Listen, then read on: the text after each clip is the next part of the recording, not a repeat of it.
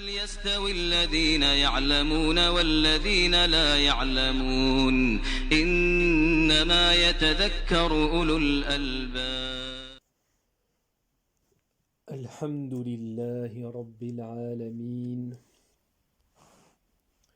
وصلى الله وسلم على نبينا محمد وعلى آله وصحبه أجمعين أما بعد.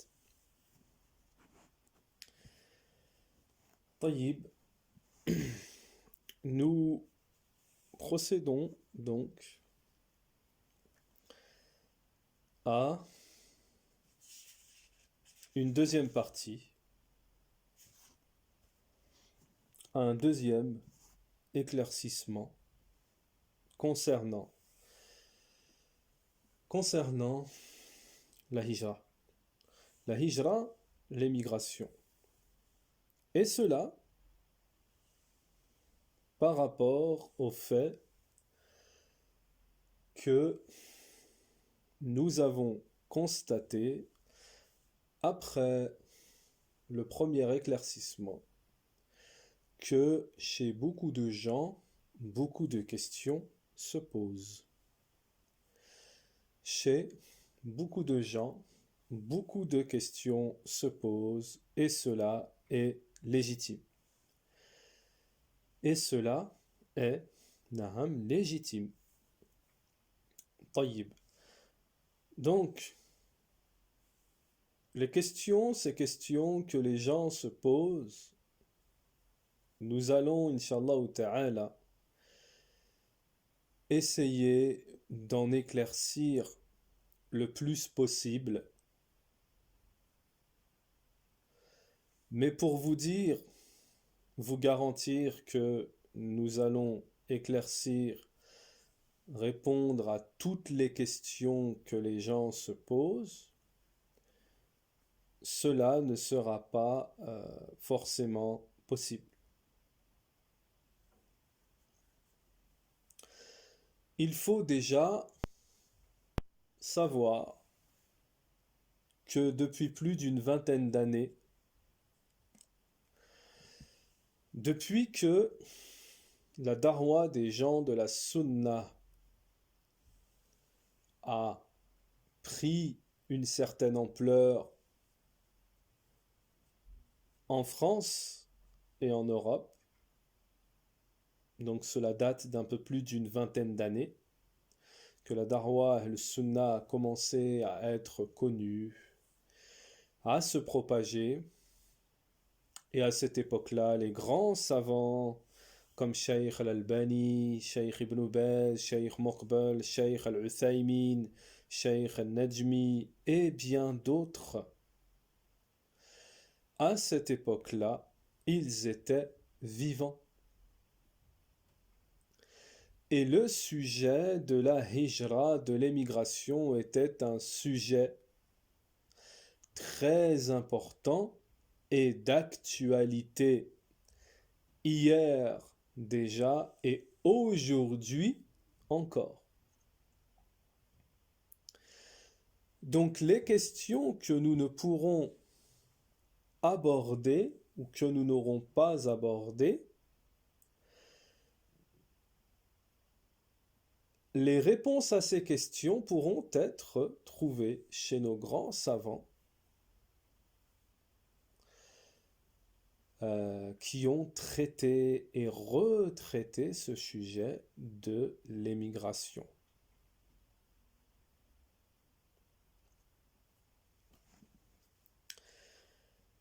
Concernant les questions, parmi les questions que les gens se posent concernant la hijra, l'émigration, c'est quel pays choisir pour l'émigration. La réponse au sens général,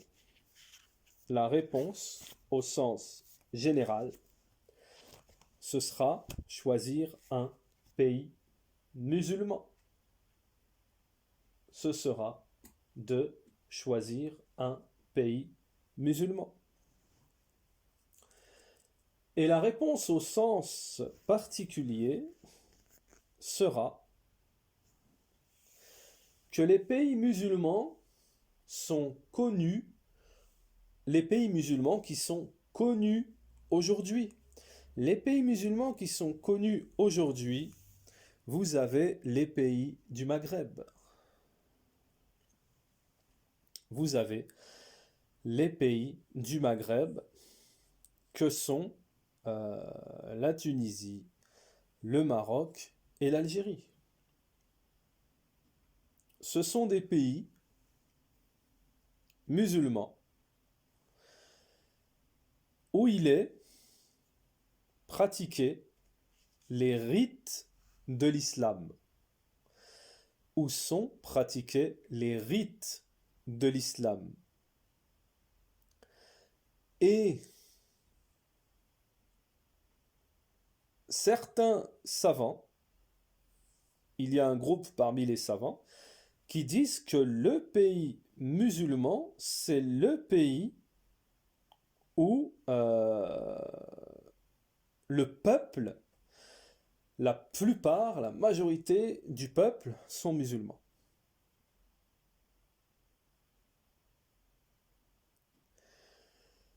Donc, un pays où les rites de l'islam sont pratiqués, où on peut dire la ilaha illallah, le mettre en pratique, l'extérioriser, où dans ce pays il y est pratiqué l'adhan, la salat en masse, les gens vont à l'heure de la salat à la mosquée en masse.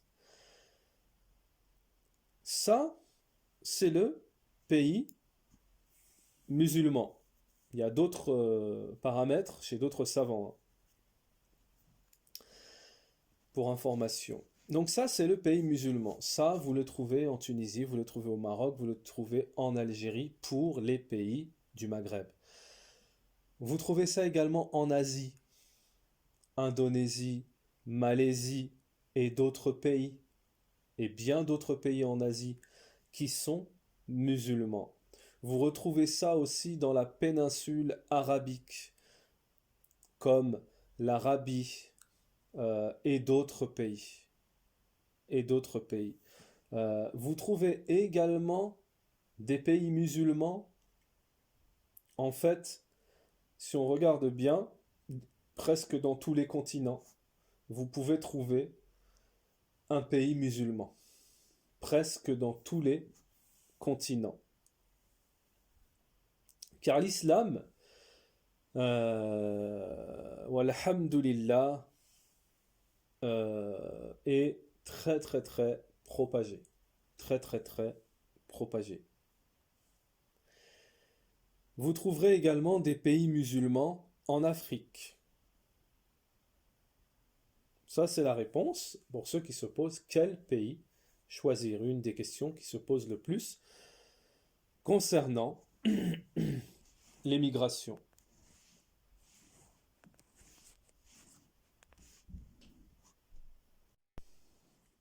Vous avez également le Pakistan, vous avez également vers le Chem, la Syrie, la Jordanie et autres.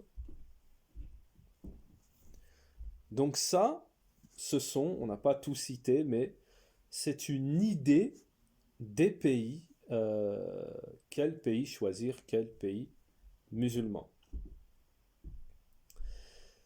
Et même si la situation mondiale aujourd'hui a changé par rapport à beaucoup de paramètres, certains pays ne sont plus abordables au jour d'aujourd'hui, mais il reste des pays musulmans. Également, dans la question qui se pose, quel pays choisir? Les savants disent qu'il est préférable à une personne, si elle est originaire d'un pays musulman, qu'elle émigre en direction de ce pays. Il est préférable pour une personne qui est originaire d'un pays musulman d'émigrer en direction de ce pays. L'Algérien va en Algérie, le Tunisien va en Tunisie, le Marocain va au Maroc, le Turc va en Turquie. Nous avons également oublié la Turquie qui est un pays musulman également. Et nous connaissons des frères de la Sunna qui ont émigré en Turquie. Naam. Donc, cela n'exclut pas le fait qu'un Marocain peut émigrer en Algérie, qu'un Tunisien peut émigrer au Maroc, qu'un Indonésien peut émigrer en Arabie. Rien n'empêche, mais les ulama disent que cela est préférable par rapport à certains intérêts, facilités, naham, en rapport avec la hijra, l'émigration. Car il est pas très aisé, facile d'émigrer dans un pays. C'est moins facile d'émigrer dans un pays où on n'a pas la nationalité, etc. Pour les papiers, c'est plus difficile. Alors que dans son propre pays, on a déjà la nationalité et on n'aura pas la difficulté de la résidence. On n'aura pas cette barrière, cette difficulté de la résidence qui peut, dans certains pays, être difficile. Mais pas impossible.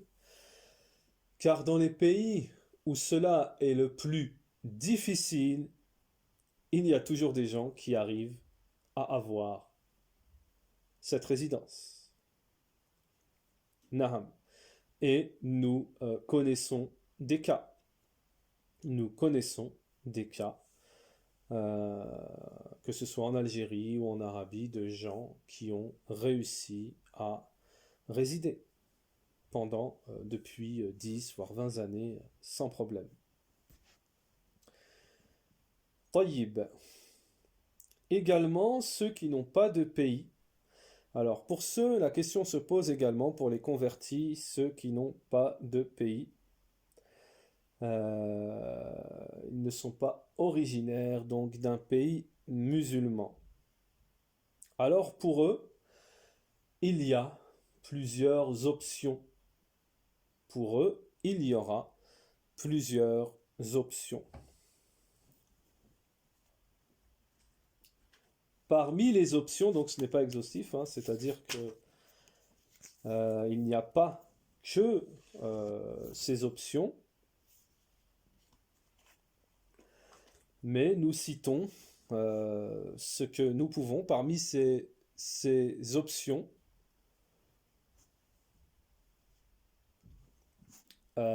L'option pour un converti ou une convertie de se marier avec un conjoint qui est originaire d'un pays musulman. Cela facilite grandement la tâche pour pouvoir vivre dans ce pays. Et le choix est grand. Hein. Il y a l'embarras du choix. Cela donc sera une facilité pour le converti, et nous connaissons beaucoup de convertis. Que ce soit frères ou que ce soit sœurs qui sont mariés avec des personnes originaires d'un pays musulman, qui vivent justement par cette cause, ont réussi à avoir ce qu'on appelle un iqama, une résidence. Un iqama, une résidence dans un pays musulman. Donc ça, c'est une première option. Cela est une première option. Bien entendu, n'oublions pas qu'on doit regarder la piété avant tout lorsqu'on va se marier, mais rien n'empêche, au-delà de la piété, de vouloir se marier avec quelqu'un qui est originaire d'un pays musulman, puisque l'on vise la hijra, l'émigration. Également, pour ceux qui sont convertis également, qui n'ont pas de pays, si ils n'ont pas la possibilité de se marier avec un conjoint qui est originaire d'un pays musulman, cela ne doit pas être une barrière pour ne pas émigrer. Car l'option que nous avons citée précédemment, de se marier avec quelqu'un originaire d'un pays musulman, ça ne veut pas dire que si on ne se marie pas avec quelqu'un qui n'est pas originaire d'un pays musulman, on ne pourra jamais faire la hijra, ou etc. Non. Non. Puisqu'on a également beaucoup d'exemples de convertis qui ont émigré, alors ou des couples de convertis, ou des convertis tout seuls, femmes ou hommes, qui ont émigré. Walhamdulillah, qui ont concrétisé l'émigration. Donc, comme on va le voir à la suite, c'est prévu, Inch'Allah, dans ce rappel, cet éclaircissement numéro 2 ici, concernant la hijra. On va essayer de le voir, Inch'Allah, à la suite. C'est que la hijra, ça n'est pas une question de nationalité, d'origine ou autre. C'est une question de tawhid, de foi, de taqwa, de crainte, qui amène à une motivation. Et lorsqu'on a la hijra dans le cœur, on oublie complètement d'où on vient. On oublie sa nationalité. On oublie tout ce qui fait barrage. On oublie tout ce qui est un obstacle à sa propre émigration.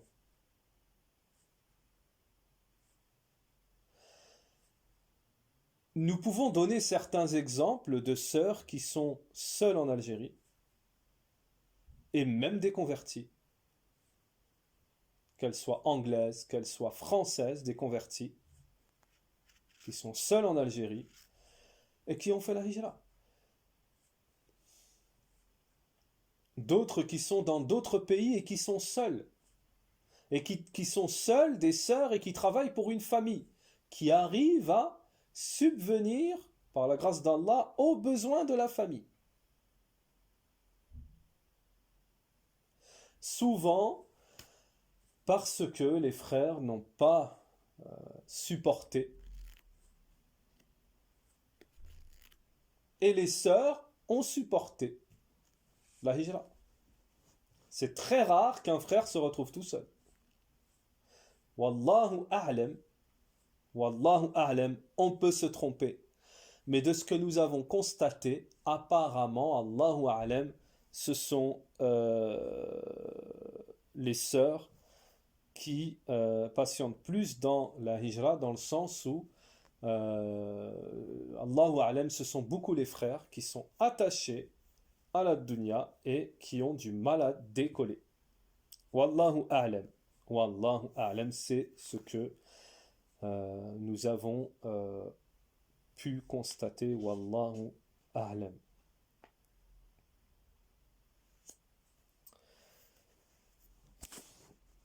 Également,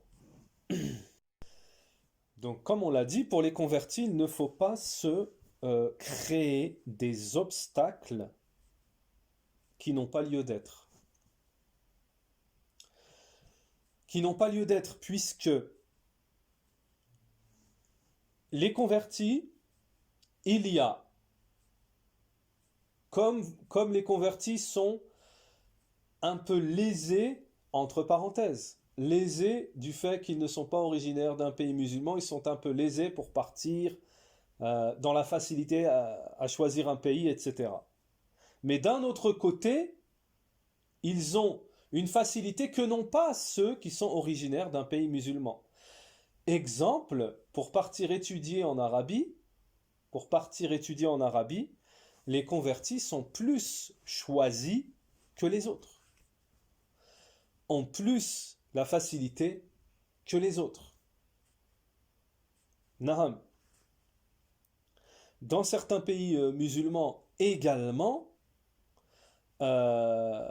ils auront peut-être plus de facilité dans le sens où ils trouveront des gens qui voudront vraiment les aider à concrétiser la hijra, etc. Et nous avons connu des gens comme ça qui aiment aider les gens qui font la hijra, etc. Le plus important, c'est de craindre Allah Ta'ala. Retenez bien ça. Le plus important pour celui qui veut réussir sa hijra, etc., c'est de craindre Allah Ta'ala, et Allah Ta'ala vous enverra les bonnes personnes. Et Allah Ta'ala vous enverra les bonnes personnes, bi'idhnillah.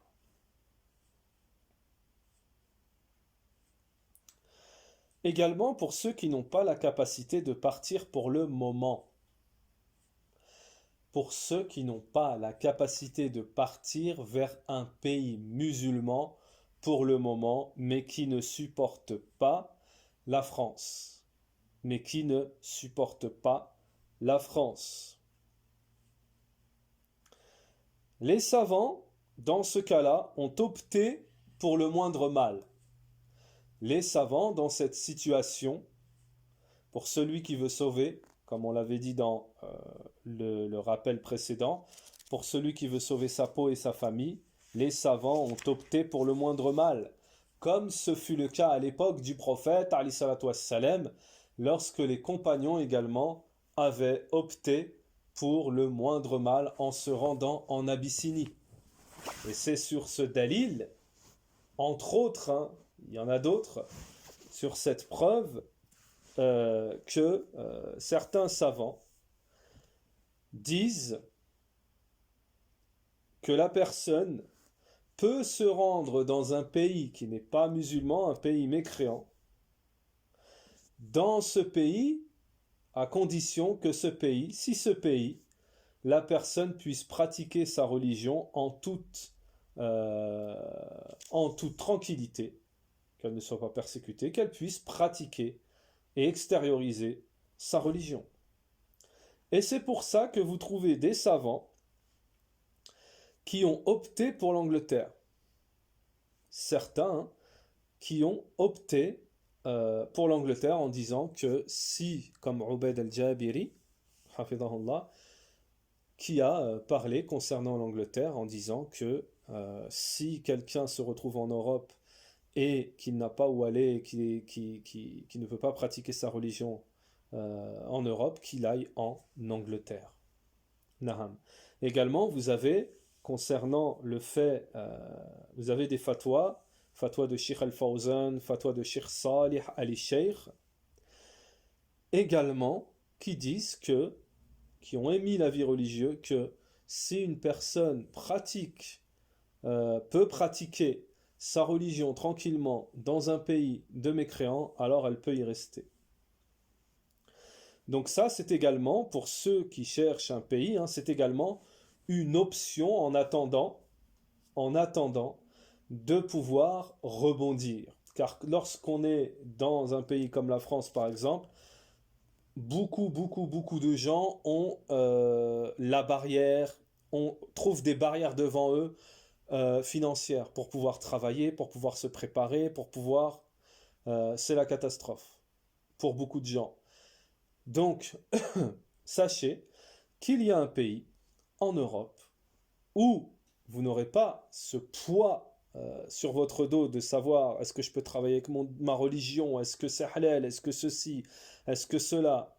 Ce pays, l'Angleterre, vous pouvez vous préparer tranquillement. il y a plus d'ouverture, question travail, la religion, des salles de prière partout, dans les écoles, dans les universités, partout. Et personne ne vous empêche de pratiquer votre religion. Et c'est pour cela que beaucoup de gens ont fait une escale en Angleterre, puis sont partis à la suite dans des pays musulmans. On voit ici en Angleterre des gens qui viennent, qui restent, ils se préparent tranquillement, et hop, lorsqu'ils sont prêts, ils partent tranquillement, Maroc, Algérie, Koweït, Arabie, etc. etc. Donc, cette option, c'est le moindre mal. Naham, c'est le moindre mal. Également, concernant l'émigration, un des stratagèmes du shaitan, c'est-à-dire une des manières de mettre les bâtons dans les roues, c'est d'avoir la vision de la hijra. Donc ici, plus particulièrement la hijra, mais c'est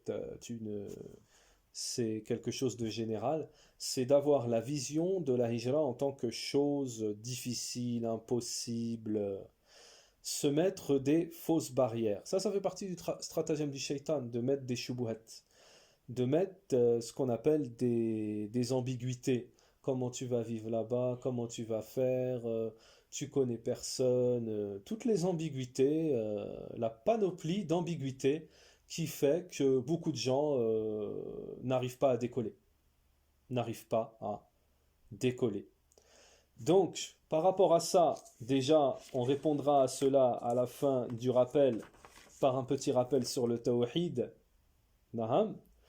Mais également, pour répondre à ça dans l'immédiat, c'est que rien n'est impossible pour Allah subhanahu wa ta'ala. Rien n'est impossible pour Allah subhanahu wa ta'ala. Donc, إِذَا اسْتَعِنْتَ فَاسْتَعِنْ بِاللَّهِ. Donc, lorsque tu demandes de l'aide, demande-le à Allah ta'ala. Et lorsque tu demandes, tu invoques, ad'ouni astajib lakum. Lorsque tu invoques, invoque Allah, Allah, invoquez-moi, je vous exaucerai. Et lorsque tu demandes l'aide d'Allah. Donc lorsque tu fais des invocations, fais-les à Allah Ta'ala. Pour Allah Ta'ala, rien n'est impossible. Rien n'est impossible. Ce qui est impossible pour nous ne l'est pas pour Allah Ta'ala. Naam, ce que tu crois impossible, c'est dans ta tête. Mais si tu fais les causes, tu as la bonne intention, tu recevras l'aide de là où tu ne t'y attends pas. Et demandez aux gens qui sont passés par là, qui ont fait confiance à Allah, qui ont invoqué Allah, qui ont placé leur demande d'aide à Allah subhanahu wa ta'ala, et à qui Allah subhanahu wa ta'ala leur a fait des ouvertures de là où ils ne s'y attendaient pas, comme le dit Allah Ta'ala dans le Coran, وَمَن يَتَّقِ اللَّهِ, celui qui craint Allah, يَجْعَلْ لَهُ مَخْرَجًا وَيَرْزُقُهُ مِنْ حَيْثُ لَا يَحْتَسِبُ. Allah, traduction rapprochée, lui fera une ouverture et le rétribuera de là où il ne s'y attend pas. Allah Ta'ala, il t'enverra des gens au moment où tu ne t'y attends pas. Il t'enverra de l'aide. Naham. Alors également, il y a un point très... Alors on va essayer de mentionner deux points ici très importants et qui ne sont pas très connus de la masse des gens. Qui ne sont pas très connus de la masse des gens. Nous allons donc les mentionner au vu de leur importance. Au vu de leur importance. Cela est très... Les deux points qu'on va mentionner ici sont très importants. Il ne faut pas passer à côté et malheureusement, beaucoup de gens par ignorance passent à côté. Le premier point, c'est, comme le dit Cheikh Bezmoul dans son explication des 3 fondements, c'est que toutes les menaces, les preuves du Kitab wa Sunna, qui sont des menaces pour ceux qui n'émigrent pas, ces menaces, elles sont valables pour ceux qui n'ont pas l'intention d'émigrer, qui sont dans le bled koufr et qui ont l'intention de faire leur vie dans le bled koufr. Eux, ils encourent la menace et les menaces mentionnées dans le Kitab wa Sunna. Et ce ne sont pas des menaces des moindres, comme vous le savez.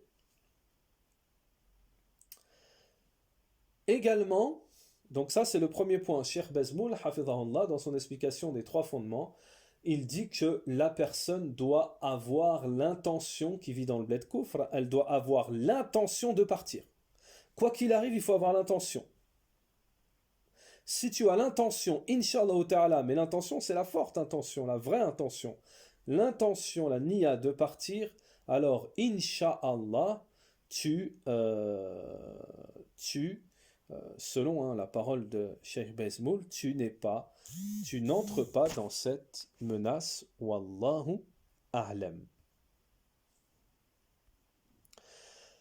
Le deuxième point primordial et très très très important ici à mentionner concernant l'émigration, c'est que surtout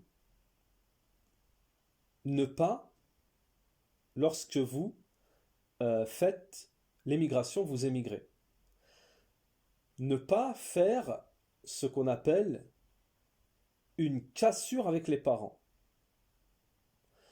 dans le sens où on part sans leur demander leur avis, sans avoir pris le temps de discuter, de leur expliquer avec douceur, etc., d'essayer de gagner leur approbation, de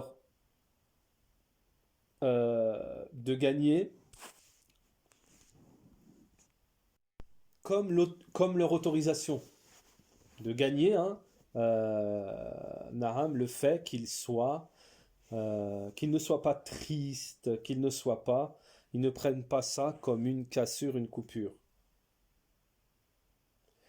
Parce que le prophète, alayhi salatu wassalam, dans un hadith, ce hadith est mentionné, il me semble, dans l'explication d'Al-Adab al-Mufrad, d'un compagnon qui avait fait la hijra, alors que ses parents pleuraient. Ses parents pleuraient. Le prophète, alayhi salatu wassalam, avait dit à ce compagnon, « Retourne et fais rire tes parents comme tu les as fait pleurer. » Retourne et fais rire tes parents comme tu les as fait pleurer.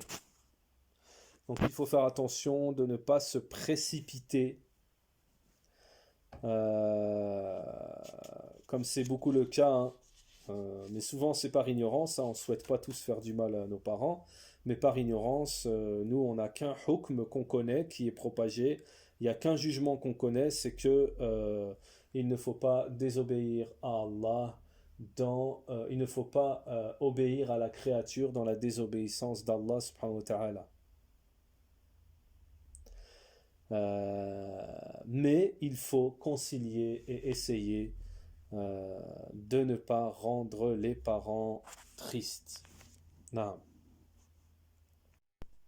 Alors également, concernant la question que certains posent, concernant les contacts, avoir des contacts dans des pays musulmans, nous n'avons pas de contacts, comment faire? Alors tout d'abord, la première option que nous pouvons vous proposer, ce sont les groupes qui se sont mis en place dans les réseaux sociaux sur la hijra. les groupes, et il y en a. Il y en a un bon nombre de groupes concernant la hijra. Dans ces groupes, on peut trouver des informations. On peut trouver tantôt des informations, on peut trouver tantôt de l'aide, on peut trouver tantôt des éclaircissements. Et ce sont des groupes qui varient de pays en pays. Vous avez des groupes sur la hijra en Algérie, vous avez des groupes sur la hijra au Maroc, vous avez des groupes sur la hijra en Arabie, vous avez des groupes sur la hijra en Angleterre, etc., etc.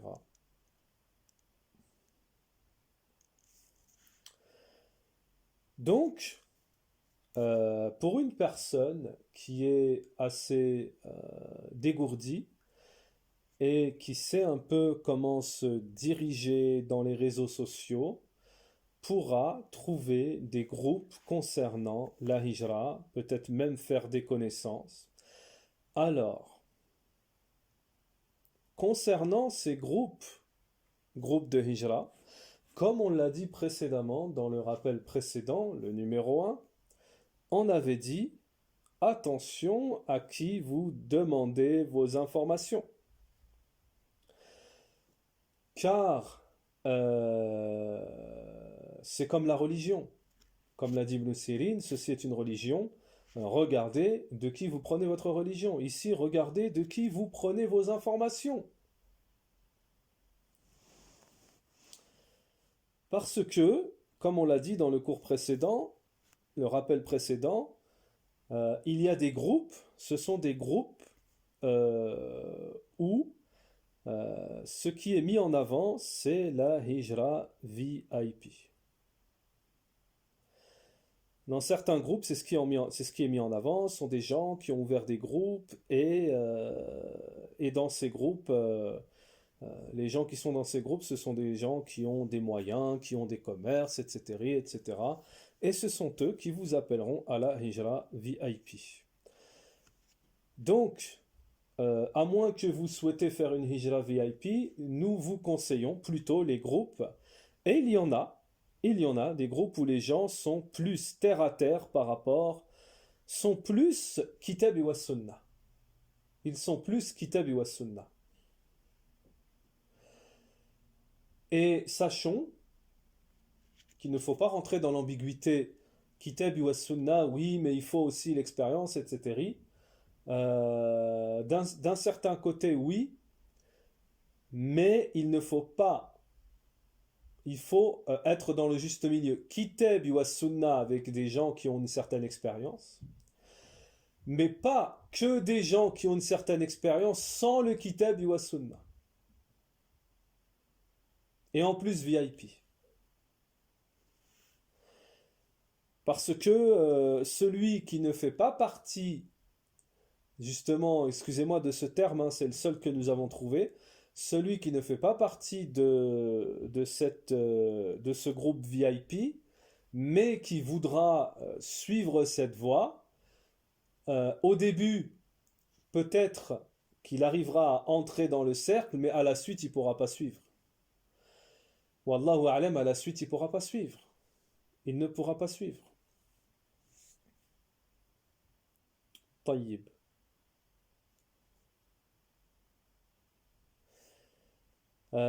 Sinon, alors, vous avez des groupes où les gens ont ces caractéristiques que nous vous avons citées dans les groupes de hijra, ces caractéristiques, c'est-à-dire ce sont des gens qui suivent le kitab wa sunnah concernant la hijra et bien d'autres choses, la croyance également, parce qu'il y a un point très important aussi. Pourquoi suivre dans la hijra, prendre conseil chez des gens qui suivent le kitab wa sunnah et qui ont une expérience? Parce que il se peut, et c'est beaucoup le cas dans certains pays, aujourd'hui, que ce soit en Angleterre ou en Algérie ou autre, vous allez vous diriger dans un groupe qui va vous aider, ou va vous dire tu fais comme ça, comme ça, comme ça, qui va vous recevoir ensuite dans le pays. Mais si ce groupe ne suit pas la voie des salafs correctement, vous risquez de vous retrouver dans la hizbiyya. Et vous aurez du mal à en sortir puisque ces gens, ce sont eux qui vous aident, ce sont eux qui vous donnent des infos, ce sont eux qui vous ont ramené ici, etc. Et comme la plupart d'entre nous ne peuvent vivre sans le groupe, alors ça va être difficile. On peut donner l'exemple de l'Angleterre, par exemple, où beaucoup de gens vont dans certains groupes. Alors ces groupes sont des groupes d'entraide pour venir en Angleterre, etc. Donc déjà à la base la plupart c'est Hijra VIP, comme on l'a dit. Et ce n'est pas une critique, c'est une vérité. Naham. Et la deuxième chose, c'est que s'ils sont dans ce groupe, la plupart des gens sont déjà dans une certaine hizbiyya, ils suivent une certaine mosquée, ils sont tous, comment dirais-je, tombés dans la secte en fait. Alors, ils vont vous tirer, du fait que vous allez suivre ces gens, ils vont vous aussi vous tirer. Comme c'est la plupart du temps le cas, hein, les jeunes qui viennent de France et qui ont suivi des gens dans des groupes qui ont été aidés ou suivis, dirigés, orientés, suivis par des gens qui fréquentent la mosquée de la Hizbiyya de Mehdi Abou Abdelrahman, etc. Et qui à la fin se retrouvent dans le groupe, dans la Hizbiyya. Donc ça aussi c'est déconseillé. Ça aussi c'est fortement déconseillé. Puisqu'une personne qui est nia, qui est saine, qui cherche juste à faire son émigration dans toutes les bonnes conditions, etc., qui a un manhaj qui est sain, une croyance qui est saine, va se retrouver avec des gens qui critiquent les ulama, qui sont sectaristes, cheikh un tel ceci, cheikh un tel cela, etc. Beaucoup de choses, elle va se retrouver en gros dans une secte.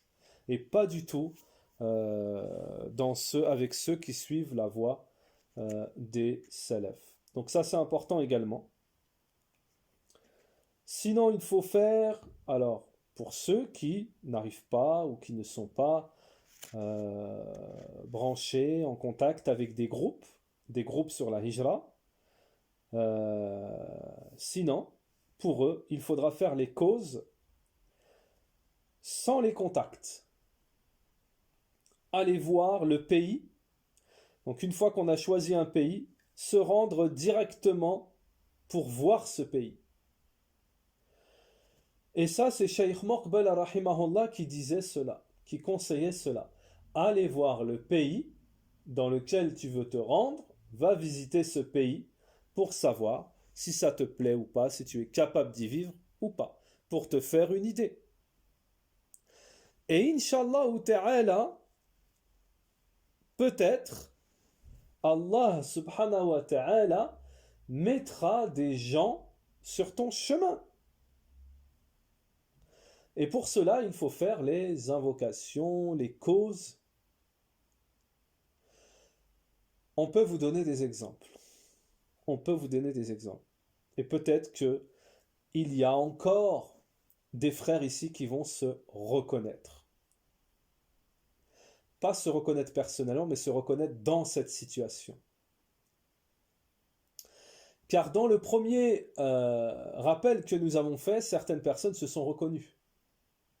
Mashallah, en nous contactant, en nous disant Subhanallah, moi aussi je suis parti à l'époque avec rien du tout, et au début ça a été difficile, mais c'est le parfum de la hijra, ça fait partie du parfum de la hijra. Ça a été dur, un frère qui a vécu dans une ville, dans un pays où il fait très très très chaud, il a perdu plus d'une dizaine de kilos au début, c'était dur, etc. Et qu'après Allah subhanahu wa ta'ala lui a facilité. Et le frère nous a dit également, donc à titre de motivation pour tous, que, Inch'Allah ta'ala, que ces rappels que nous faisons, ces rappels, orientation sur la hijra, Inch'Allah, que beaucoup les comprennent à juste titre. Que beaucoup, Inch'Allah, que cela soit bénéfique et que beaucoup les comprennent, parce que c'est vrai que la véritable hijra, on la ressent. C'est comme la foi, la douceur de la foi. Halawat al-Iman. La douceur de la hijra, la douceur, cette chose que l'on ressent dans son cœur lorsque l'on fait la hijra, même si on est éprouvé, lorsqu'on est éprouvé, cette chose que l'on ressent dans son cœur lorsque l'on est talibul ilm, on est touché par quoi que ce soit, on ressent dans son cœur quelque chose qui te fait tenir, qui te donne une certitude, un yaqin, et c'est ça. Et c'est ça. Et Allahu A'lam si on ressent ça dans la hijra VIP. Allahu A'lam. Il faudra le demander à ceux qui... nous ne savons pas. Taïb. Donc, sinon, il y a aussi une chose qui peut beaucoup faciliter, par la grâce d'Allah, par l'autorisation d'Allah. Lorsque quelqu'un veut se rendre dans un pays musulman, c'est que la personne, au préalable, se munisse d'un bagage. Qu'elle se munisse d'un bagage, sachant que dans certains, voire la plupart des pays musulmans, et même non musulmans, comme en Angleterre, dans certains pays, la plupart de ces pays, il y a des bagages qui sont un ticket d'entrée. Un ticket d'entrée, en fait. Donc, sinon, il y a aussi une chose qui peut beaucoup faciliter, bi'idhnillah, c'est de faire une formation dans une activité demandée. Apprendre un métier. Donc, à titre d'exemple, hein, les exemples sont nombreux. À titre d'exemple, boulanger, informaticien, climatisation, électricité, n'importe. N'importe, restauration. Mais essayez de partir avec une formation dans les mains. Quelque chose, un métier.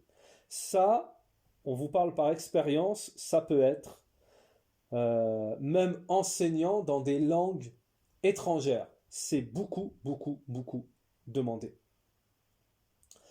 Combien de sœurs en Algérie sont professeurs, enseignantes, anglais, français, etc. Beaucoup en Algérie. Naham, donc la langue, c'est un exemple. Donc on peut avoir une grande facilité dans les pays musulmans si on se prépare à partir avec un bagage.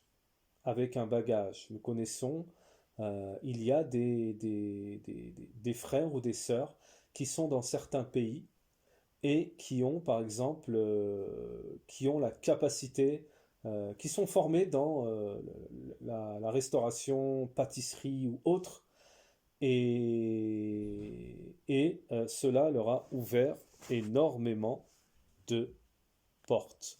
Donc les exemples qui sont cités ici, ce sont à titre d'exemple. Ça ne veut pas dire qu'il n'y a que ça.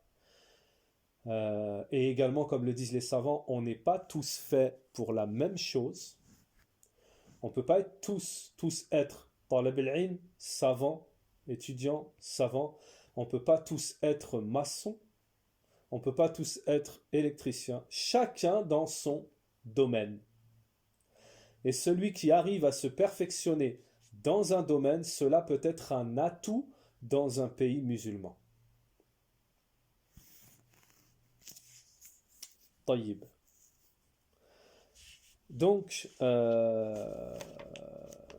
également, hein, pour ceux qui ont des ouvertures, des contacts, même des commerces, et qui dans de différents domaines peuvent venir en aide à leurs frères et leurs sœurs, comme c'est le cas par exemple ici en Angleterre, où il y a des sœurs qui, qui se proposent de faire les démarches administratives pour faire les papiers, pour trouver les écoles et autres, pour orienter. Il y a donc, je ne connais pas personnellement, hein, mais je sais que il y en a, qui sont spécialisés dans ça.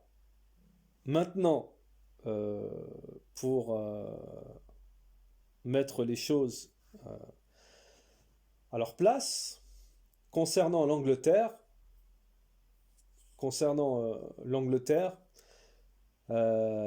c'est un pays depuis peu. S'il fallait partir en Angleterre, c'était avant. Maintenant, ce n'est pas impossible, mais c'est moins facile. Cela devient moins facile.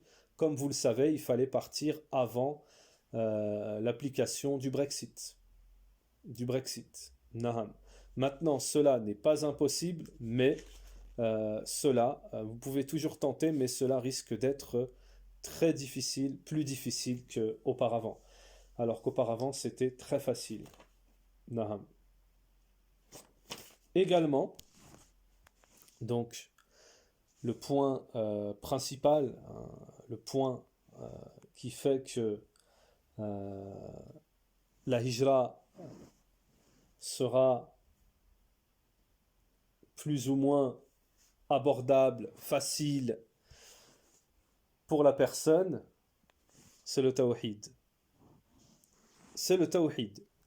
C'est-à-dire que plus le tawhid est élevé, la pratique du tawhid, le tawhid chez la personne sera élevé, et plus la personne aspirera à la hijra, et plus la personne balayera les obstacles devant elle.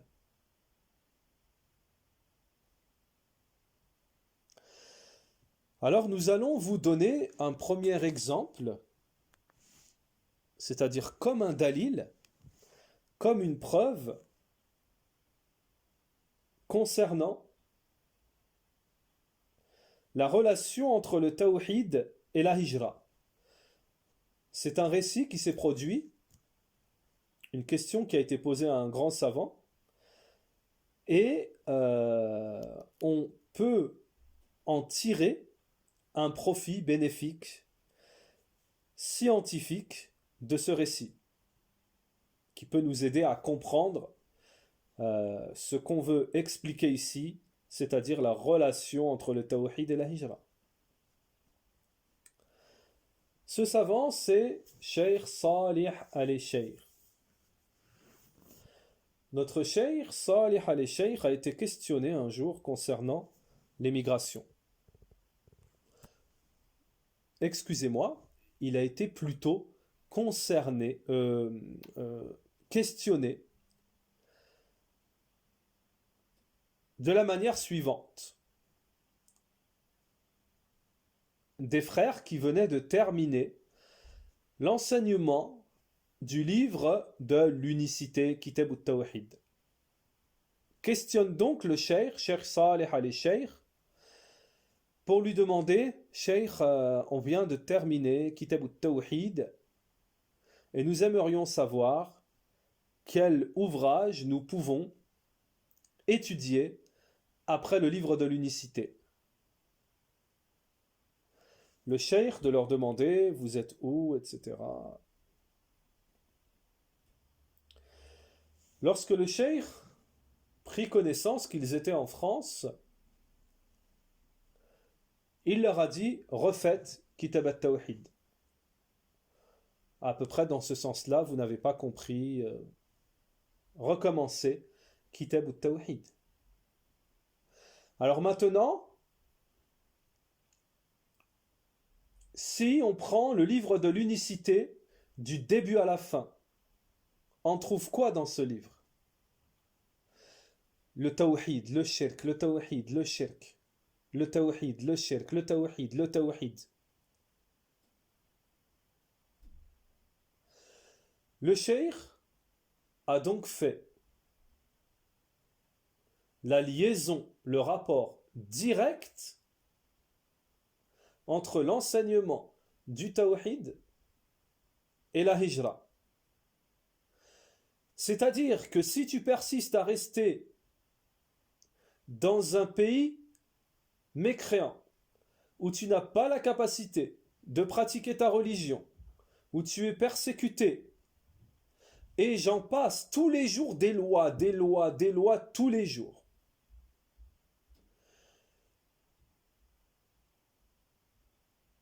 Et que tu persistes, c'est que, à moins que tu aies une excuse légiférée, c'est que tu n'as pas compris le tawhid. Le livre de l'unicité, tu as beau l'étudier, mais c'est que tu ne l'as pas compris. Ou alors que tu l'as compris, mais que tu ne veux pas le comprendre. Donc dans les deux cas, c'est dangereux. Dans les deux cas, cela est dangereux. Le lien entre le tawhid et la hijra, c'est que celui qui a une foi faible et un tawhid faible, il aura donc une certitude qui a un degré faible, une faible certitude. Donc, sa motivation, son aspiration à vouloir émigrer sera faible. Comme sa foi, comme son tawhid. Prenons l'exemple des compagnons du prophète, alayhi salatu wassalam. Les compagnons, radiyallahu anhum. Les compagnons du prophète, comme mentionné dans le Coran, ils disaient, lorsqu'un ordre ou quoi que ce soit venait d'Allah et de son messager, ils répondaient, nous avons entendu et obéi. Sami'na wa ata'na. Chez les compagnons du prophète à l'époque, ça n'existait pas les termes, les jugements, ça c'est préférable, ça c'est détestable, ça c'est mieux, ça c'est moins mieux, ça c'est pas obligatoire, ça c'est obligatoire. Ils prenaient tout. Ils mettaient tout en application. C'est pour ça qu'ils sont mieux que nous et c'est pour ça qu'ils sont les meilleurs de la communauté. Lorsqu'il leur a été commandé d'émigrer, ils n'ont même pas discuté. Ils ont tout laissé pour Allah. Ils ont tout laissé pour Allah. Sans vous citer, pour ceux qui n'émigrent pas, ou qui ont une faible aspiration à émigrer, on ne vous cite même pas les bienfaits de l'émigration. L'émigration est une grande œuvre dans l'islam et elle est citée dans le Coran.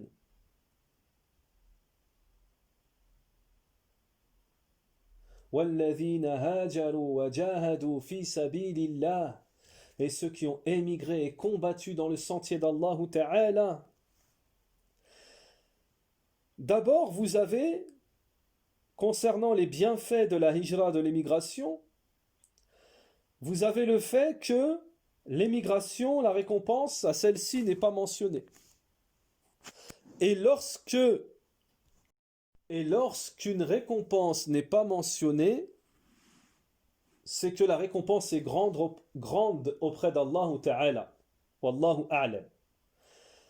C'est que cette récompense est grande auprès d'Allah subhanahu wa ta'ala. Et la récompense de la hijra n'est pas mentionnée. Ce qui est mentionné, c'est qu'il y a une grande récompense. Également, comme le disent les savants, il y a 3 choses pour lesquels Allah Ta'ala pardonne tout ce que la personne a fait avant.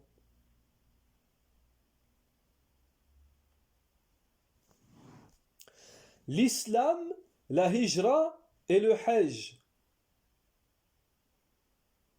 L'islam, la hijra et le hajj. Wallahu a'lam.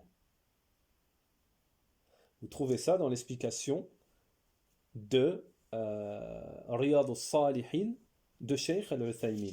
Wallahu a'lam.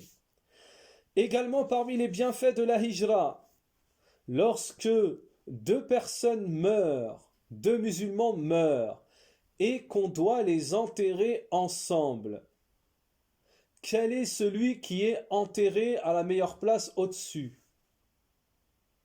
Le premier. Les savants disent, d'abord on regarde celui qui a le plus de Coran. Ensuite on regarde celui qui est le plus long dans la hijra. Pour vous dire les bienfaits de l'émigration. Et pour conclure les bienfaits de l'émigration, regardez celui qui avait tué 99 personnes puis la 100e. 100 personnes à la fin. Tout le monde connaît ce hadith. Qu'a été la chose que le bon conseiller, le savant, lui a recommandé de faire et qui l'a conduit au paradis? C'est la hijra. Il lui a dit, pars dans une contrée autre que la tienne où tu as fait les péchés et tout ça et tout, et va dans une contrée où les gens sont pieux. Il lui a recommandé la hijra, subhanallah. Et il est parti, il a fait la hijra. Et il est mort sur le chemin. Et il est entré au paradis alors qu'il tuait des gens au précédent. Il a juste pris le chemin pour aller faire la hijra. Il a fait quoi? Il n'est pas parti prier. Il n'est pas parti faire sadaqa sans remettre en cause ses grandes œuvres. Non! Il a fait la hijra. Et cette grande œuvre lui a ouvert le paradis. Et nous, on est là. Je sais pas, j'ai pas assez d'argent, je sais pas, est-ce qu'il y a des croissants et du Nutella? Est-ce qu'il y a beaucoup d'aides? Est-ce qu'il y a des aides là-bas? Est-ce que... Et pendant un an comme ça, est-ce que...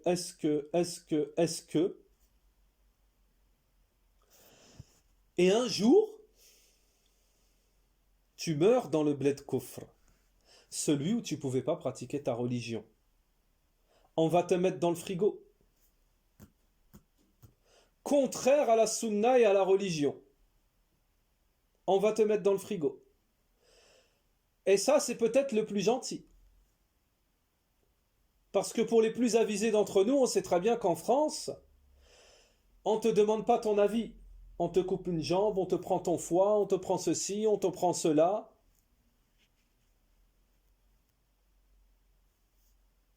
On te fait des autopsies pour rien du tout, juste parce que tu es musulman. Ne croyez pas que ça arrive qu'aux autres.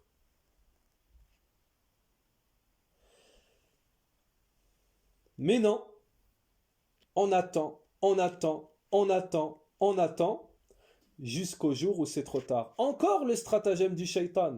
Parmi les stratagèmes du shaitan, c'est de te faire remettre à demain ce que tu peux faire aujourd'hui. Attention! Attention, les gens les plus avisés sont ceux qui font tout de suite, ce qu'ils peuvent faire, ils le font tout de suite. Pas après. Ils ne remettent pas après. Parce que le shaitan, il va te faire oublier. Parce que le shaitan, il va te faire faire du laxisme. Parce que tu ne sais pas les coups qu'il va te faire pour que tu restes et que tu sois perdu. Et que tu te réveilles le jour de la résurrection avec les gens avec qui tu as été enterré, tu es mort. Dans le bled koufl, ils vont se réveiller. Hein? Dans quel état? Ceux qui ont combattu l'islam, ceux qui ont combattu les musulmans. Donc voilà pourquoi cela entre dans ce qu'on appelle le tawhid, la croyance. Parce que si ton wala wal bara, il est fort, tu partiras. Si ton wala wal bara, il est faible, tu resteras. Et même le stratagème du shaitan, il a été loin chez certaines personnes. Alors, comme on le dit toujours, on cite des exemples, on ne donne pas de nom ni quoi que ce soit, ce n'est pas pour dénigrer, c'est pour éveiller les consciences. Il y en a qui se sont fait avoir en croyant qu'ils font darwa. Il y a des conditions dans la darwa. Et oui, les savants, c'est vrai, comme Shaykh al-Uthaymin, on dit que pour la darwa, tu peux rester dans le bled kouf si tu fais darwa. Mais attention au stratagème du shaitan. Tu fais darwa, mais tu t'es oublié toi-même. Tu fais darwa, mais tu t'es oublié toi-même. Le shaitan, parallèlement, il t'a fait tomber dans plein de choses. L'injustice envers toi-même, l'injustice envers les autres. Parce que les savants disent parmi les conditions justement pour aller faire darwa, c'est que tu aies une science qui est un bouclier contre les ambiguïtés. Et c'est que tu aies également une foi qui te permette d'être un bouclier contre les péchés. Et vous pensez qu'on est tous dans ce cas-là lorsqu'on est en France. Parce que lorsque tu es en France et lorsque tu fais darwa, tu as une armée de shayatines sur ton dos. Une armée qui te tire à faire de l'injustice pécuniaire. Une armée de shayatines qui te tire à faire de l'injustice à ta propre famille. En allant, les sœurs qui vont te faire tomber dans des trucs bizarres, etc. Et j'en passe. Également ceux qui sont tombés dans l'utopie qu'ils sont en train de faire darwa alors qu'ils ne sont pas habilités à faire darwa. Et ils ont trouvé cette excuse. Non, je suis un prêcheur, je suis habilité, je donne des cours, je fais... Donc, la hijra n'est pas obligatoire pour moi. Mais au moment où il n'y a que toi qui te valide, il n'y a que toi-même qui te soit validé dans le prêche. Pourquoi tu ne quittes pas le bled koufr? Et ensuite, rien ne t'empêche, dans les réseaux sociaux, de faire ta darwa dans les réseaux sociaux.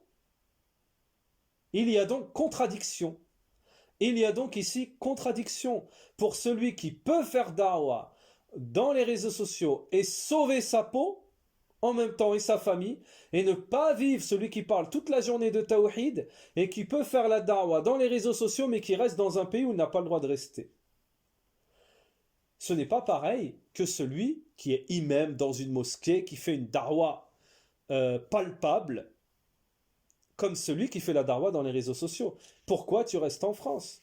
Tu n'es pas dans les mosquées, tu ne vas pas à des conférences, etc. Ta darwa, elle est dans les réseaux sociaux. Tu peux faire l'immigration. Et toute polémique est à éviter. Et tout médicament à la polémique. C'est le verset du Coran. Fas'alu ahla dhikri in kuntum la ta'lamun. Aucune polémique ne doit avoir lieu.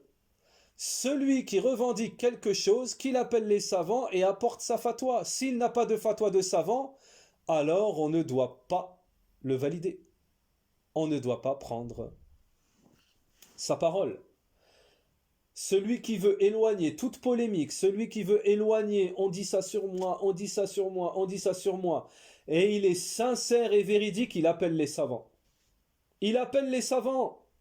Celui qui n'appelle pas les savants, c'est celui qui sait au fond de lui-même dans ce quoi il nage. Mais celui qui est sûr de lui, kitab wa sunnah ala fahmi salafuna salih, il appelle les savants. Yashir, voilà, il y en a qui disent moi ceci, tati, tata. Le savant, il répond avec la parole du savant, il fait taire tout le monde. Il y a des gens depuis des années, le doute plane sur eux, ils n'ont jamais appelé les savants. Alors que c'est justement fas'alu ahla dhikri in kuntum la ta'lamun, c'est justement une parade et un bouclier que tous les étudiants connaissent. Tous les étudiants, lorsqu'il y a un problème, on revient au savant, on pose la question. Ah, j'ai pas le droit de faire ça, il y a ceci, il y a cela. Hop, j'appelle le savant et je fais taire les mauvaises langues. Wallahu a'lam. Donc, concernant l'émigration, la hijra, également, il faut faire très attention aux stratagèmes du shaitan. Toute ambiguïté que vous avez, toute ambiguïté qui vous passe par la tête, toute ambiguïté que certains peuvent vous communiquer, demandez aux gens du rappel si vous ne savez pas. Ne demandez pas aux gens qui ne sont pas habilités, car il y a une catégorie de gens qu'on appelle les mauvais conseilleurs. Attention, il y a une catégorie de gens qu'on appelle les mauvais conseilleurs. Attention, il y a des gens qui sont des mauvais conseilleurs. Nous vous l'affirmons. Non, ne viens pas. Wallahi, comme l'a dit un certain cheikh, si tu écoutes les gens, tu ne feras pas un pas, que ça soit dans la da'wa, tu fermeras la porte, tu jetteras les clés. Que ce soit dans la hijra, que ce soit dans ta vie, dans n'importe quoi. Il y a des gens, si tu les écoutes, tu ne feras pas un seul pas. Il y a des gens, si tu les écoutes, tu n'y penseras même plus à la hijra. Tu n'auras même plus l'intention. Et attention, regardez la gravité. On a dit précédemment, celui qui n'a pas l'intention, il est sous la menace d'Allah subhanahu wa ta'ala. Eh bien, il y a des gens qui disent non, aujourd'hui c'est dur, non, c'était à l'époque, non, ceci, non, la hijra, ceci, non, t'arriveras pas, non, tu connais personne, non, t'as pas d'argent, non, t'as pas l'iman, non, c'est trop dur, non, ceci, non, cela. Wallahi, ces gens-là, ils ne craignent. On se demande s'ils craignent Allah subhanahu wa ta'ala. Parce que ça s'appelle parler sur la religion d'Allah sans connaissance. وَلَا تَقْفُ مَا لَيْسَ لَكَ بِهِ عِلْمٍ. Subhanallah. Traduction rapprochée, hein, ne te mets pas dans ce dont tu n'as pas connaissance. Ne parle pas de ce dont tu n'as pas connaissance. Ne devance pas la science. Et le fait de parler sur la religion d'Allah sans avoir connaissance, il y a des savants qui disent c'est plus grave que le polythéisme. Donc, Inch'Allah ta'ala, nous allons clôturer ce rappel. Entre-temps, pour ceux qui ont des questions, Inch'Allah ta'ala, posez vos questions. Et s'il y a beaucoup de questions qui se posent, Inch'Allah ta'ala, nous ferons un troisième rappel. Et sachez que toutes les réponses que nous apportons, les éclaircissements sont basés sur les fatwas des savants, sur le kitab wa sunna, la compréhension des pieux prédécesseurs, et les fatwas de nos grands savants de la sunna. Wa subhanaka Allahumma wa bihamdik, wa ashhadu an la ilaha illa ant, wa astaghfiruka wa atubu ilayka.